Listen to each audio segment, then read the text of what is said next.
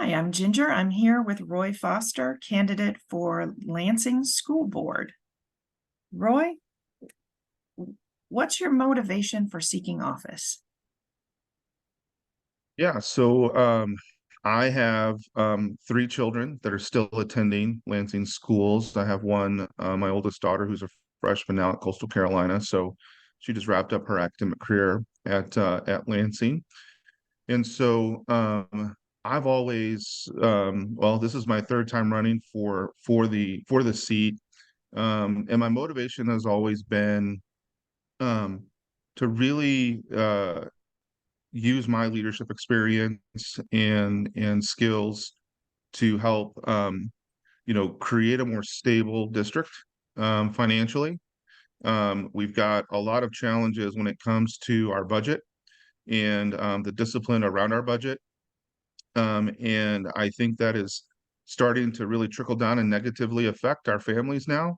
I don't know if you're aware or not, but this last board year, they've started charging families to ride the bus to school, and it can be upwards of 400 or 500 a year. And so those are things that you don't have to do if you're managing your budget really, really well.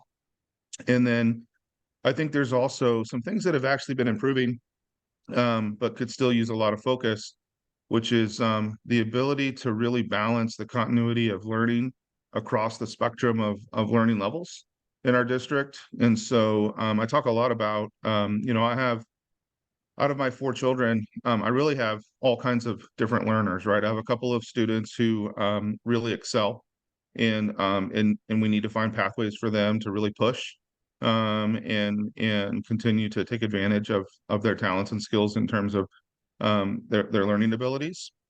I have another student, which is my freshman in high school now, who I would say was a very average learner, had to work hard for good grades, but did so and learned how to study and all of those fine things. And then I also have a dyslexic daughter who, we have to work on all of those accommodations and all those interventions that come with, making sure that she gets an effective education as well. And so we've been able to pick up on, really needs across that continuum of learning around consistency and availability. I will say on the back end of that, the school district has been phenomenal to work with. The teachers and the counselors, as we've engaged, have been great. But I do think, from a parent's perspective, um, there could be a more efficient way about getting it done and making those learning pathways available. So that's always been a driving factor as well. And then I would say, within the last couple of cycles, I've just been extremely concerned with how political, how politicized the school board has become, and the school board elections have become. And I think it's the wrong time and place to play out political agendas. And I would really like to see our school board go back to, really something that's locally driven, and not driven by, national political agendas. Okay. You kind of touched on this a little bit, but what is your vision for the Lansing School Board? Yeah, so I think it is a lot of the same things. I think the first order of business is we need to make sure that we not only have a multi-year strategic plan, but that we're actually leveraging it the way it's intended to be leveraged, and that decisions that we're making with respect to, investments and the way we spend money on teachers and those kinds of things are are tied to that strategic vision, that strategic plan. And that's certainly not happening today. I think you look at this last budget approval process, and every single member on the board at one point or another in that discussion, admitted that our financial situation is not stable. And yet, they decided to stay budget neutral, which I would obviously want to make sure that we're being super efficient with taxpayer money. But the challenge is when you're not in a stable financial position, you've got to make decisions that are tied to your ability to get financially stable. Otherwise, your strategic plan is worthless. And I was doing a little bit of research these past few days, and there's a wonderful data out there. You it takes time to go through it, but you can go see the per pupil expenditures across many categories. And if you look at the District of Lansing for the 2022 school year, um, out of 200, I think there's like 287, 286 districts in the state of Kansas. Lansing's per pupil expenditure is in the lower quarter of that. So in the 250 range. And so we've got to really make sure that we're being responsible and accountable to taxpayers, but we're doing that in a way that makes sure that our district is financially stable, and we can actually execute on not just 12-month budget cycles, but we can have an eye on how we're going to be stable in the future. And servicing debt is the one category that Lansing is in the top 18, I think, in terms of school districts in the state of Kansas. We spend more on servicing debt than like 90% of the school districts in the state of Kansas.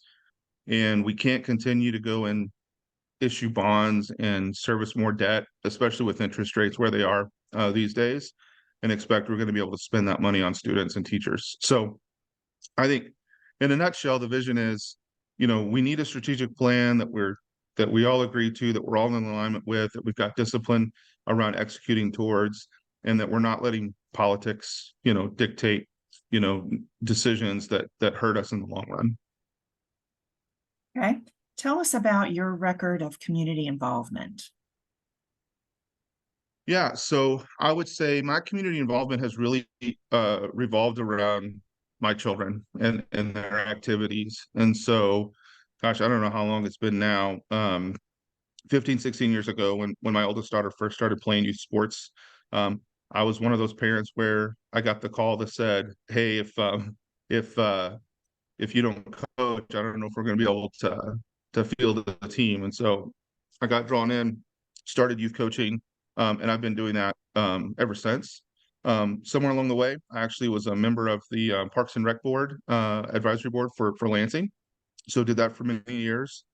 And today I sit on the board of directors for Lansing Soccer Association, which is our local nonprofit soccer club in Leavenworth County. And so vice president there. I've been doing that for a couple of years now. Coached competitive soccer last year with my son through that organization. And so that's where I spend a lot of my time with 4 kids who are all pretty active in sports. That's where I've got time to spend. So Okay. Is there anything else that you'd like to add? yeah, I think, just in general, I would say, this is an extremely important election, right? Everyone says that every election cycle.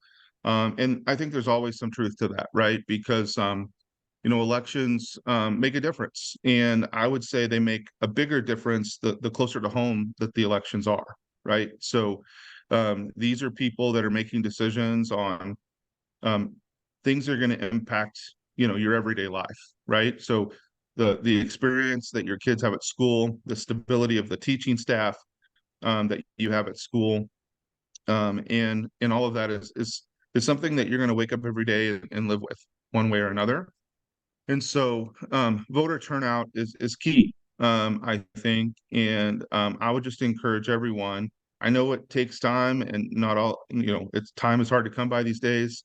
Um, but take time to really go back and listen to interviews like this, listen to the forums, attend them if you can. But listen for responses, and how thoughtful are the responses? How much are they reading from a website or a document when they're asked to define things like what's the difference between a board member and the superintendent? And think to yourself, um, is their ability to process information and internalize it and come forward with some evidence of a well thought out response and position, a key attribute of someone that should be sitting on a board of directors, helping process information and make decisions on an ongoing basis. And it's not to say that there aren't people that are running for this election that don't have super, I think, important and good motives. I think, the fentanyl challenge that we're having, and Mr. Burris's vision to go, get better education into our schools is a phenomenal idea and something I would certainly support. But that's pretty specific and narrow for someone to be sitting on a board. And that could be done whether you're on the board or not, right? So I would say, and there's many other examples like that as you think about and listen to the various candidates and their motives. So I'm not trying to pick on Mr. Burris. I think his program is probably one of the most important and significant ones from all the board members that I've heard so far. So yeah, get out and vote. Pay attention. Talk to your neighbors, talk to your friends, talk to your family. The thing that I tell people that voted for me last cycle is it's probably not going to be enough just to get the same people from the last cycle to vote again. You've got to really encourage other people in the community to take notice and get involved and be a part of this election. Okay. Thank you very much. Yeah, thank you.